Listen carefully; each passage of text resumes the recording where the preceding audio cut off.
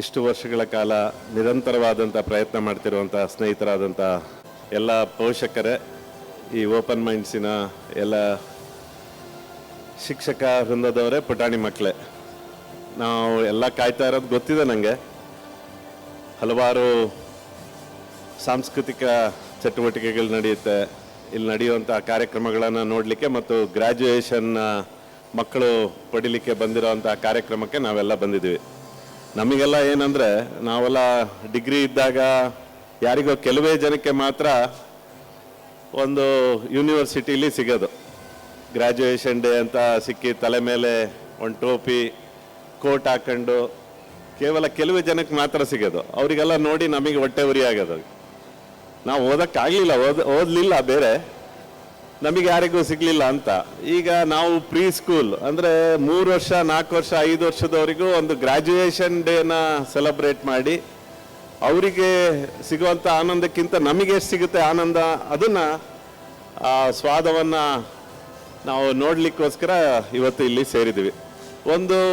ಇವತ್ತು ಕಾರ್ಯಕ್ರಮದಲ್ಲಿ ಭಾಳ ಸಂತೋಷ ಆಗಿದ್ದು, ನಾ ಬಂದಾಗ ಒಂದು ನಾಡಗೀತೆ, ಇನ್ನೊಂದು ವಸುದೈವ ಕುಟುಂಬಕಂ ಅನ್ನೋವಂಥದ್ದು ಗೀತೆ. ನಮ್ಮ ದೇಶನೇ ಒಂದು ಸಾಂಸ್ಕೃತಿಕ ರಾಷ್ಟ್ರ. ಈ ದೇಶದ ನಮ್ಮ ಸಂಸ್ಕೃತಿಯನ್ನು ಉಳಿಸ್ಕೋಬೇಕು ಅಂದರೆ ಇಲ್ಲಿಂದನೇ ಪ್ರಾರಂಭ ಆಗಬೇಕು ಅನ್ನೋದಕ್ಕೆ ಕಿರಣ್ ಅವರ ಪ್ರಯತ್ನ ನಿಜವಾಗ್ಲೂ ಇವತ್ತು ತುಂಬ ಚೆನ್ನಾಗಿದೆ. ಉತ್ಪೂರ್ವಕವಾದಂಥ ಅಭಿನಂದನೆಗಳು, ಧನ್ಯವಾದಗಳನ್ನು ಹೇಳಲಿಕ್ಕೆ ಇಚ್ಛೆಪಡ್ತೇನೆ. ನಾವು ನಮ್ಮ ಸಂಸ್ಕೃತಿಯನ್ನು ಬಿಡಬಾರ್ದು. ನಮ್ಮ ಮಕ್ಕಳಿಗೆ ನಾವು ಇವತ್ತು ಕಾಂಪಿಟೇಷನ್ ಯುಗ ಗೊತ್ತು. ನಾನು ಇವತ್ತಿಂದ ರಜದ ದಿನಗಳಲ್ಲಿ ಚೆನ್ನಾಗಿ ಅದನ್ನು ರಜದ ದಿನಗಳಲ್ಲಿ ಬೇರೆ ಬೇರೆ ಆಕ್ಟಿವಿಟೀಸಲ್ಲಿ ತೊಡಗಿಕೊಳ್ಳಿ ಅಂತ ಏನಾರ ಹೇಳಿದ್ರೆ ನಾನು ಬೇಡ ಅಂತ ಹೇಳ್ತೀನಿ. ರಜದ ದಿನಗಳಲ್ಲಿ ನಾವು ಏನು ಮಾಡ್ತಾ ಇದ್ವಿ ಅಂತ ಒಂದು ಸ್ವಲ್ಪ 80ನೇ ಇಸ್ವಿಲಿ 70ನೇ ಇಸ್ವಿಲಿ ಹುಟ್ಟಿರೋರು ಒಂದ್ಸಲ ಜ್ಞಾಪಕ ಮಾಡ್ಕೊಳ್ಳಿ. ನಾವು ರಜಾ ದಿನಗಳನ್ನು ಯಾವ ರೀತಿ ನಾವು ಕಳೀತಿದ್ವಿ ಅಂತ. ಇವತ್ತಿನ ಮಕ್ಕಳು ಯಾವ ರೀತಿ ಕಲೀಲಿಕ್ಕೆ ನಾವು ಒತ್ತಡ ಆಗ್ತಾ ಇದ್ದೀವಿ. ನಮ್ಮ ಒತ್ತಡವೇ, ನಾನು ಓಪನ್ ಮೈಂಡ್ಸ್ ಪ್ರಾರಂಭದ ದಿನಗಳಿಂದ ಕಿರಣ್ ಅವ್ರ ಜೊತೆ, ಆ ಕಮಿಟಿ ಜೊತೆ ಮಾತಾಡಬೇಕಾದ್ರೆ ಈ ಮಾಂಟೆಸರಿ ಸಿಸ್ಟಮಲ್ಲೂ ಕೂಡ ನಾನೊಂದು 13 ವರ್ಷ ಶಾಲೆಯನ್ನು ಕೂಡ ನಡೆಸಿದ್ವಿ ನಾವು, ಜೆಲ್ಲಿ ಬೀನ್ಸ್ ಅಂತ. ಆ ಮಾಂಟೆಸರಿ ಸಿಸ್ಟಮ್ ಯಾಕೆ ಬಂತು, ಮತ್ತು ಇವರ ವಿಭಿನ್ನ ರೀತಿಯಲ್ಲಿ ಕಲಿಕೆಯನ್ನು, ಅಂದರೆ ಸ್ಟೂಡೆಂಟ್ಸ್ ಓರಿಯೆಂಟೆಡ್ ಲರ್ನಿಂಗ್, ಅಂದರೆ ಅವರ ಯೋಚನಾ ಶಕ್ತಿಯಲ್ಲೇ ಅವ್ರ ಬೆಳವಣಿಗೆ ಆಗಬೇಕು ಅನ್ನೋವಂಥದ್ದು. ಆದರೆ ನಮಗೇನು ಅಂದರೆ, ನಾವು ಯಾವಾಗಲೂ ಕಂಪ್ಯಾರಿಸನ್ ಮಾಡ್ತಾನೆ. ನಮ್ಮ ಸಿಬ್ಲಿಂಗ್ ಏನಾರ ಇದ್ದರೆ ಮನೆಯಲ್ಲಿ ಅವ್ರನ್ನ ಕಂಪೇರ್ ಮಾಡಿ ನಾವು A to Z ಹೇಳಲ್ಲ, ಮಗ್ಗಿ ಹೇಳಲ್ಲ, ನಾವು ಏನೋ ಕಂಠಪಾಠ ಮಾಡಿ ಹಾಡನ್ನು ಹೇಳಲ್ಲ. ಈ ಥರದನ್ನ ಕಂಪೇರ್ ಮಾಡಿ ಈ ಥರ ಸ್ಟೂಡೆಂಟ್ಸ್ ಸೆಂಟ್ರಿಕ್ ಲರ್ನಿಂಗ್ ಏನಿದೆ ಅದು ನಮಗೆ ತುಂಬ ಈಸಿಯಾಗಿ ಅಕ್ಸೆಪ್ಟಬಲ್ ಇಲ್ಲ. ಆ ಅಕ್ಸೆಪ್ಟೆನ್ಸ್ ಇದ್ದರೆ ನಾವು ಮುಂದಿನ ದಿನಗಳಲ್ಲಿ ಒಂದಷ್ಟು ಬದಲಾವಣೆಯನ್ನು ತರಬೇಕು. ಯಾಕಂದರೆ ನಮ್ದೊಂದು ವಿಚಿತ್ರ, ನಮ್ಮ ದೇಶ ಇದ್ದಿದ್ದೇ ನಮ್ದೊಂದು ಗುರುಕುಲ ಆ ಸಿಸ್ಟಮಲ್ಲಿ ಇದ್ದಿದ್ದಂಥದ್ದು. ಅದನ್ನು ಭಾಳ ಶಕ್ತಿಯುತವಾದಂಥ ಬೇಸ್ ಗಟ್ಟಿಯಾದಂಥ ನಮ್ಮ ದೇಶಕ್ಕೆ ಮೆಕ್ಯಾಲೆ ಅಂತವರು ಇದನ್ನು ಹೊಡಿಬೇಕು. ನಮ್ಮ ದೇಶ ತುಂಬ ಸಮೃದ್ಧವಾಗಿದೆ, ನಮ್ಮ ದೇಶದಲ್ಲಿರುವಂಥ ಸಂಸ್ಕೃತಿ, ನಮ್ಮ ದೇಶದಲ್ಲಿರುವಂಥ ಒಂದು ಈ ನೆಲನೇ ಒಂದು ಗಟ್ಟಿ ಇದೆ ಅನ್ನೋ ಕಾರಣಕ್ಕೆ ಮೆಕ್ಯಾಲೆ ಬಂದು ಏನು ಅವತ್ತಿನ ಶಿಕ್ಷಣ ನೀತಿಯನ್ನು ತಂದ್ರು, ಇನ್ನೂ ನಾವು ಪಾಲನೆ ಮಾಡ್ತಾನೆ ಬಂದಿದ್ದೀವಿ. ನಾವು ಇನ್ನೂ ಹೆಚ್ಚು ಇವಾಗ ಏನು ಅಂದರೆ, ನಾವು ಕಂಪೇರ್ ಮಾಡೋದು ಕಾಂಪಿಟೇಷನ್ಗೆ ನಮ್ಮ ಮಕ್ಕಳನ್ನ ತಳ್ಳೋ ಅಂಥದ್ದು. ಆ ಮಟ್ಟಕ್ಕೆ ಹೋಗಿ ಈಗ ಅವರೊಂದು ಮಿಷಿನ್ ಆಗಿಬಿಟ್ಟಿದ್ದಾರೆ ನಮಗೆ. ನಾವು ಒಂದು ರೀತಿ ಅವರಿಗೆ ಹೆಂಗೆ ಅಂದರೆ, ನಮ್ದೊಂದು ಜನ್ರೇಷನ್ನು, ನಮ್ಮದು without internet, without digitalisation, without ನಮಗೆ ಇವತ್ತೇನು ಇಷ್ಟೊಂದು ಗ್ಯಾಜೆಟ್ಸನ್ನು ಯೂಸ್ ಮಾಡ್ತೀವಿ, ಅದು ಇಲ್ದೇನೆ ಬದುಕಿದ್ದೀವಿ. ಈಗ ವಿತ್ ಅದನ್ನು ಕೂಡ ಬದುಕುವಂಥ ಪ್ರಯತ್ನಗಳನ್ನು ಮಾಡ್ತಾ ಇದ್ದಾರೆ. ಈ ಮಕ್ಕಳು ಅವರು ಶುರು ಆಗಿದ್ದೇ ಈ ಗ್ಯಾಜೆಟ್ಸಿಂದ ಶುರು ಆಗ್ತಾ ಇದ್ದಾರೆ. ಅದಕ್ಕೆ ನಮ್ಮ ಪ್ರಯತ್ನಗಳು ನಾವು ಮನೆಯಲ್ಲಿ ಮಾಡಲಿಲ್ಲ ಅಂದರೆ ಏನಂದರೆ, ನಾವು ಓಪನ್ ಮೈಂಡ್ಸಿಗೆ ಕಳಿಸ್ತೀವಿ, 3-4 ಗಂಟೆ ಅಲ್ಲಿ ಮಕ್ಕಳಿರ್ತಾರೆ, ಅವ್ರು IAS ಆಗಬೇಕು ಅಂತ ನಮ್ದು ಯೋಚನೆ, ಅವರು ಏನೋ ಡಾಕ್ಟರ್ ಆಗಬೇಕು, ಇಂಜಿನಿಯರ್ ಆಗಬೇಕು, ಸೈಂಟಿಸ್ಟ್ ಆಗಬೇಕು ಅನ್ನೋವಂಥದ್ದು. ಆದರೆ ನಮ್ಮ ಜವಾಬ್ದಾರಿಗಳನ್ನು ನಾವು ಪೇರೆಂಟ್ಸ್, ನಾನು ಒಬ್ಬ ಪೇರೆಂಟ್ ಆಗಿ ಹೇಳ್ತಾ ಇರೋಂಥದ್ದು, ನನ್ನ ಜವಾಬ್ದಾರಿನ ಎಲ್ಲೋ ಒಂದು ಕಡೆ ನಾವು ಮರಿತಾ ಇದ್ದೀವಿ. ನಾವು ತೊಗೊಂಡೋಗಿ ಒಳ್ಳೆ ಶಾಲೆ, ಯಾರು ಜಾಸ್ತಿ ದುಡ್ಡನ್ನು ಕಲೆಕ್ಟ್ ಮಾಡ್ತಾರೆ ಅಲ್ಲಿ ಕೊಟ್ಟರೆ ನಮ್ದು ಒಳ್ಳೆ ಶಾಲೆ, ಅಲ್ಲೆಲ್ಲ ಅವರೇ ನೋಡ್ಕೋಬೇಕು ಪ್ರತಿಯೊಂದು ಅನ್ನುವಂಥ ಮನೋಭಾವದಲ್ಲಿದ್ದೀವಿ. ಇವತ್ತಿನ ಜನ್ರೇಷನ್ಗೆ ಇವತ್ತು ನಾವು ನಮ್ಮ ನಾವು ಯಾವಾಗಲೂ ಹೇಳ್ತೀವಿ ಜನ್ರೇಷನ್ ಗ್ಯಾಪ್, ಎಷ್ಟು ಜನ್ರೇಷನ್ ಗ್ಯಾಪ್ ಅಂತ ಹೇಳ್ತಾ ಇರ್ತೀವಿ. ನಮ್ಮ ಕಾಲದಲ್ಲಿ 20-25 ವರ್ಷಕ್ಕೆ ಒಂದು ಜನ್ರೇಷನ್ ಗ್ಯಾಪ್ ಅಂತಿದ್ವಿ. ಈಗ 10 ವರ್ಷಕ್ಕೆ ಒಂದು ಜನ್ರೇಷನ್ ಗ್ಯಾಪನ್ನು ಕೂಡ ನೋಡ್ತಾ ಇದ್ದೀವಿ. ಮತ್ತು ಅವರಿಗಿರೋಂಥ IQ ಲೆವೆಲ್, ಇಂಟೆಲಿಜೆಂಟ್ ಕೋಶೆಂಟು ಎಷ್ಟಿದೆ ಅಂದರೆ ನೀವು ಕೊಟ್ಟಷ್ಟು ತೊಗೊತಾರೆ. ಅವರು ಕೊಟ್ಟಷ್ಟು ತೊಗೊಳೋಂಥ ಶಕ್ತಿ ಇರೋಂಥ ಮಕ್ಕಳಿಗೆ ನಾವು ಏನು ಕೊಡಬೇಕು ಅನ್ನೋವಂಥದ್ದನ್ನು ನಾವು ಒಂದಷ್ಟು ಮನೆಗಳಲ್ಲಿ ಯೋಚನೆ ಮಾಡೋವಂಥದ್ದು ಭಾಳ ಅವಶ್ಯಕತೆ ಇದೆ. ನಾವು ಮನೆಗಳಲ್ಲಿ ಅದನ್ನು ಹೇಳದೇ ಇದ್ದರೆ ನಮ್ಮ ಸಂಸ್ಕೃತಿ, ನಮ್ಮ ದೇಶದ ಬಗ್ಗೆ ಅದನ್ನು ಹೇಳಲೇ ಇಲ್ಲ ಅಂದರೆ, ಯಾಕಂದರೆ ಇಡೀ ಪ್ರಪಂಚ ಭಾರತ ನೋಡ್ತಾ ಇದೆ. ನಾವು ಯಾವಾಗಲೂ ಪಾಶ್ಚಿಮಾತ್ಯ ದೇಶ, ವೆಸ್ಟರ್ನ್ ಕಲ್ಚರನ್ನು ನಾವು ಅಡಾಪ್ಟ್ ಮಾಡ್ಕೊಳ್ಳೋ ಅಂಥದ್ದನ್ನು ಅತಿ ಹೆಚ್ಚು ನಾವು ನೋಡ್ತೀವಿ. ಆದರೆ ನಮ್ಮ ದೇಶದ ಇತಿಹಾಸನೇ ಒಂದು ನಮಗೆಲ್ಲರಿಗೂ ಸಂತೋಷ ಕೊಡುವಂಥದ್ದು, ನಮಗೆಲ್ಲರಿಗೂ ಹೆಮ್ಮೆ ಕೊಡುವಂಥ ಇತಿಹಾಸವನ್ನು ಇರೋವಂಥ ನಮ್ಮ ದೇಶದ ಬಗ್ಗೆ ನಮ್ಮ ಪಾಠಶಾಲೆಯಲ್ಲಿ ಇವತ್ತಿನ ದಿವಸ ನಮ್ಮ ಶಿಕ್ಷಣದ ವ್ಯವಸ್ಥೆಯಲ್ಲಿ ಏನಿದೆ ಅಂದರೆ, ನಾವು ಪಠ್ಯ ಪುಸ್ತಕಗಳಲ್ಲಿ ಮೌಲ್ಯಾಧಾರಿತವಾದಂಥ ಶಿಕ್ಷಣವನ್ನೇ ಹೇಳ್ಕೊಡಲ್ಲ. ನಾವು ಮೊರಾಲಿಟಿ, ಎಥಿಕಲ್ ವ್ಯಾಲ್ಯೂಸು ಇವತ್ತು ಭಾಳ ಅವಶ್ಯಕತೆ ಇದೆ. ನೈತಿಕ ಪಾಠ, ನೀತಿ ಪಾಠಗಳನ್ನು ಹೇಳ್ಕೊಡೋವಂಥದ್ದು ನಮ್ಮ ಮನೆಗಳಲ್ಲೇ ಆಗಬೇಕು. ಯಾಕಂದರೆ ನಮ್ಮ ಶಾಲೆಗಳಲ್ಲಿ, ನಮ್ಮ ಪಠ್ಯ ಪುಸ್ತಕಗಳಲ್ಲೂ ಎಲ್ಲೂ ನೀತಿ ಪಾಠ ಇಲ್ಲ. ನಮ್ಮದು ಕುಗ್ಗೋಗ್ತಾ ಇದೆ ಅಂತ ಯಾರು ಕಾರಣ ಅಂತ ನಾವು ಯಾರ್ದಾರ ಮೇಲೆ ಅದನ್ನು ರೆಸ್ಪಾನ್ಸಿಬಿಲಿಟಿ ಹಾಕಿದ್ರೆ ತಪ್ಪು. ನಮ್ಮದು ಎಲ್ಲರದು ಕಾರಣ ಇದೆ. ನೀತಿ ಪಾಠವನ್ನು ನಮಗೆಲ್ಲ ನಾವು ಓದಬೇಕಾದ್ರೆ ವಾರದಲ್ಲಿ ಒಂದು ದಿನ ಆದರೂ ನೀತಿ ಪಾಠ ಅಥವಾ ನೀನೇನು ಒಳ್ಳೆಯದನ್ನು ಈ ಒಂದು ವಾರದಲ್ಲಿ ಮಾಡಿದೆ, ಯಾರಿಗೆ ಸಹಾಯ ಮಾಡಿದೆ ಅನ್ನೋವಂಥದ್ದನ್ನು ಹೇಳ್ಕೊಡೋವಂಥದ್ದು ಇತ್ತು ನಮ್ಮಲ್ಲಿ. ಆದರೆ ಇತ್ತೀಚಿನ ದಿನಗಳಲ್ಲಿ ಕಾಂಪಿಟೇಷನ್ ಎಷ್ಟಾಗಿದೆ ಅಂದರೆ, ರಜಾ ದಿನಗಳಲ್ಲೂ ತೊಗೊಂಡೋಗಿ ನಾವು ಯಾವ್ದಾರ ಒಂದು ಕೋರ್ಸಿಗೆ ಹಾಕ್ತೀವಿ ನಮ್ಮ ಮಕ್ಕಳಿಗೆ. ಯಾಕಂದರೆ ಆ ರಜಾ ದಿನಗಳಲ್ಲಿ ನಮಗೆ ಅವ್ರಿಗೆ ನೋಡ್ಕೊಳ್ಳೋ ಅಂತಹ ಸಮಯ ಇಲ್ಲ. ಯಾಕಂದರೆ ಅವ್ರು ಮೊಬೈಲಲ್ಲಿ ಇರ್ತಾರೆ, ಟಿವಿಲೇ ಇರ್ತಾರೆ ಅಂತ ಅನ್ನೋವಂಥದ್ದನ್ನು ನಾವು ಹೇಳಿ ಅವ್ರಿಗೆ ಎಲ್ಲಾರ ದಬ್ಬಿಟ್ರೆ ಮಕ್ಕಳನ್ನ ನಾವು ನೆಮ್ಮದಿಯಾಗಿರ್ಬೋದು, ನನ್ನ ಫ್ರೀ ಟೈಮ್ ಬೇಕು ಅನ್ನುವಂಥದ್ದನ್ನು ಇದೆ. ನಮ್ಮದು ಇವತ್ತಿನ ಜನ್ರೇಷನಿಗೂ ಏನು ಇದು ಅಂದರೆ, ನಾವು ನಮ್ಮ ತಂದೆ ತಾಯಿಗಳಿಗೆ ಭಾಳ ಗೌರವಗಳನ್ನು ಕೊಡ್ತಾ ಇದ್ವಿ.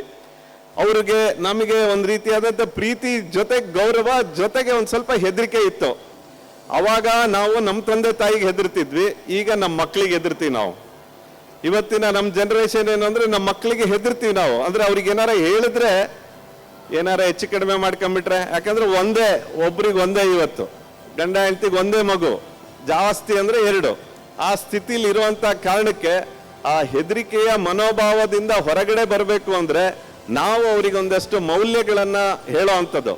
ನಮ್ಮ ತಾತ ಅಜ್ಜ ಅಜ್ಜಿ ಏನು ಮಾಡ್ತಾ ಇದ್ರು, ಅವ್ರ ತಂದೆ ತಾಯಿ ಏನು ಮಾಡ್ತಾ ಇದ್ರು ಅನ್ನೋದ್ರ ಬಗ್ಗೆ ಭಾಳ ವಿಶೇಷವಾದಂಥ ಗಮನವನ್ನು ನಾವು ಮನೆಯಲ್ಲಿ ಹೇಳಿದ್ರೆ ಮಾತ್ರ. ಯಾಕಂದರೆ ನಮ್ಮ ದೇಶದ ಒಟ್ಟು ಇತಿಹಾಸವನ್ನು ನಮ್ಮ ಮಕ್ಕಳಿಗೆ ಹೇಳ್ಕೊಡೋದ್ರ ಮೂಲಕ ನಮ್ಮ ಬಗ್ಗೆ ಒಂದಷ್ಟು ಗೌರವ ಬರಲಿಲ್ಲ ಅಂದರೆ ನಮ್ಮ ಮಕ್ಕಳಿಗೆ ಯಾವಾಗಲೂ ಏನಂದರೆ ಕೊನೆಗೆ ನಮ್ದೆಲ್ಲ ವೃದ್ಧಾಶ್ರಮನೇ ಗತಿ ಆಗುತ್ತೆ.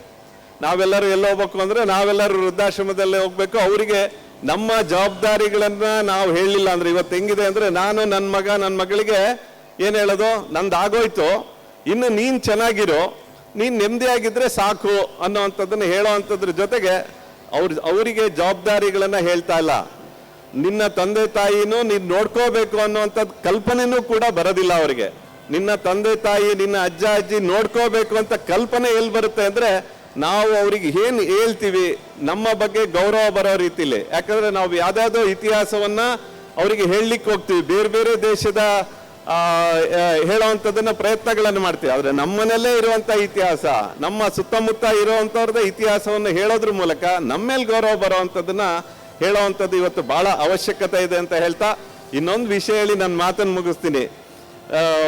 ನಾವು ಬೇರೆ ಬೇರೆ ದೇಶಕ್ಕೆ ನಾವು ವಿಸಿಟ್ ಮಾಡಿದಾಗ, ನಾನು ಮಮ್ಮಿ ಯಾವ ದೇಶ, ಇಟ್ಸ್ ಇನ್ ಈಜಿಪ್ಟಲ್ಲಿ ಮಮ್ಮಿ ನೋಡೋಕ್ಕೆ, ಮಮ್ಮಿ ಅಂದರೆ ಗೊತ್ತಲ್ಲ ನಿಮಗೆ, ಒಂದು 2000-3000 ಹಳೆಯ ಒಂದು ಆ ಗೋರಿಗಳನ್ನು ಇಟ್ಟಿರ್ತಾರೆ, ಅದು ಹಾಗೆ ಇದೆ ಅಂತ ಹೇಳ್ತಾರೆ. ಅದನ್ನೆಲ್ಲ ತೋರಿಸ್ತಾ ನಮಗೆ ಹೋದಾಗ, ಬೇರೆ ಬೇರೆ ದೇಶಕ್ಕೆ ಹೋದಾಗ ಅವ್ರದ್ದೇ ಇತಿಹಾಸ ಹೇಳ್ತಾ ಹೋಗ್ತಾರೆ. ನಾವು ಈಜಿಪ್ಟಿಗೆ ಹೋದಾಗ ನನಗೆ ಅಲ್ಲಿ ಗೈಡು ಹೇಳ್ತಾ ಹೋದ್ರು, ಇದು 3 ವರ್ಷದ್ದು, 3000 ವರ್ಷ ಹಳೇದು, ಹಾಗೆ ಇದೆ, ಅದಕ್ಕೆ ಬಟ್ಟೆ ಸುತ್ತಿರೋದು, ಅದ್ರದ್ದೆಲ್ಲ ಕಲ್ಚರೆಲ್ಲ ಹೇಳ್ತಾ ಇದ್ದಾರೆ. ಅದನ್ನು ಹೇಳ್ತಾ ಹೋದಾಗ ನಾ ಕೇಳಿದೆ, ಈಗ ಅದೇ ಸಂಸ್ಕೃತಿ ಇದೆಯಾ ಅಂತ. ಅಂದರೆ ಅವತ್ತಿನ ನಮ್ಮ ಡ್ರೆಸ್ ಕಲ್ಚರ್ ಇದೆಯಾ, ಇಲ್ಲ. ನಮ್ಮ ಇವತ್ತಿನ ಫುಡ್ ಕಲ್ಚರ್ ಇದೆಯಾ, ಅವತ್ತಿಂದು ಇಲ್ಲ. ನಮಗೆ ಅವತ್ತಿನ ಯಾವ್ಯಾವ ನಮ್ದು ಅವತ್ತಿನ ಕಲ್ಚರ್ ಇತ್ತ 3000 ವರ್ಷಗಳ ಹಿಂದೆ, ಅದಿದೆಯಾ ಅಂತ ಕೇಳಿದ್ರೆ ಅಲ್ಲಿ ಯಾವುದು ಕಲ್ಚರು ಇಲ್ಲ, ಅದ್ಯಾವುದು ಉಳಿದಿಲ್ಲ. ಫುಡ್ ಕಲ್ಚರ್ ಇಂದ ಹಿಡಿದು, ಡ್ರೆಸ್ ಕಲ್ಚರ್ ಇಂದ ಹಿಡಿದು, ನಮ್ಮ ಭಾಷೆ ಕಲ್ಚರ್ ಇಂದ ಹಿಡಿದು ಯಾವುದು ಅಲ್ಲಿ ಇರಲಿಲ್ಲ. ಅದೇ ನಮಗೆ ನಮ್ಮ ದೇಶದ ಒಂದು ಸಂಸ್ಕೃತಿ ಒಂದ್ಸಲ ಜ್ಞಾಪಕ ಮಾಡ್ಕೊಂಡ್ರೆ ನಮಗೆ ಎಷ್ಟು 3000, 5000, 10,000 ವರ್ಷಗಳ ಹಳೆಯ ನಮ್ಮ ದೇಶದಲ್ಲಿ ಇದೆ. ಅದನ್ನೆಲ್ಲ ನಾವು ಈಗಲೂ ಜ್ಞಾಪಿಸ್ಕೊಂತೀವಿ. ರಾಮಾಯಣ, ಮಹಾಭಾರತ ಸಂದರ್ಭದಲ್ಲಿ ಇಡೀ ಮಹಾಭಾರತ ಯುದ್ಧ ಆಗೋದೇನಕ್ಕೆ ಅದರೊಳಗೆ ಒಂದು ಕಾರಣ ಏನು ಅಂದ್ರೆ ದ್ರೌಪದಿಯ ವಸ್ತ್ರಾಹರಣ ಅಂದ್ರೆ ಏನು? ಸೀರೆನ ಎಳೆಯುವಂಥದ್ದು ಅಂತ. ದುಶ್ಯಾಸನ ಸೀರೆಯನ್ನ ಎಳಿತಾನೆ ಅಂತ. ಅಂದ್ರೆ ಅವತ್ತಿನ ಕಲ್ಚರ್ ಅವತ್ತು ಸೀರೆ ಇತ್ತು, ಇವತ್ತು ನಮ್ಮ ಹೆಣ್ಮಕ್ಳು ಸೀರೆ ಉಡುವಂತಹ ಆ ಕಲ್ಚರ್ ಇನ್ನೂ ಇದೆ. ಅವತ್ತು ನಾವು ನಮ್ಮ ಫುಡ್ ಕಲ್ಚರನ್ನ ಆದಿಯಾಗಿ ಇವತ್ತು ನಾವು ಅದನ್ನೇ ಬೆಳೆಸ್ಕೊಂಡು ಬರ್ತಾ ಇದ್ದೀವಿ. ಹಾಗಾಗಿ ನಮ್ಮ ದೇಶದ ಸಂಸ್ಕೃತಿ, ನಮ್ಮ ದೇಶದ ನೆಲ, ನಮ್ಮ ದೇಶದ ಮಣ್ಣಿನಲ್ಲಿರುವಂತಹ ಸಂಸ್ಕೃತಿಯನ್ನ ನಮ್ಮ ಮಕ್ಕಳಿಗೆ ಹೇಳ್ಕೊಡುವಂಥದ್ದು ಬಹಳ ಅವಶ್ಯಕತೆ ಇದೆ. ನಾವು ಪೇರೆಂಟ್ಸು ನಮ್ಮ ಜವಾಬ್ದಾರಿಯನ್ನ ಅರಿತು ನಮ್ಮ ಮಕ್ಕಳಿಗೆ ಬರುವಂತ ದಿನಗಳಲ್ಲಿ ಇರುವಂತಹ ಕಾಂಪಿಟೇಷನ್ ಇರ್ಬೋದು, ಬರುವಂತ ದಿನಗಳಲ್ಲಿ ಇರುವಂತಹ ಈ change in the whole system, ecosystem ಅಲ್ಲಿ ಬದಲಾವಣೆಗಳನ್ನ ನಾವು ಅವ್ರ ಜೊತೆ ಕೂತು ಚರ್ಚೆಗಳನ್ನ ಮಾಡಿ, ಜೊತೆಗೆ ಅವರ ಜೀವನದಲ್ಲಿ ನಾವು ಒಂದು 10-15 ವರ್ಷ ನಮ್ಮ ಮಾತು ಕೇಳ್ತಾರೆ ಅಂತ ಅನ್ಕೊಂಡಿದೀವಿ.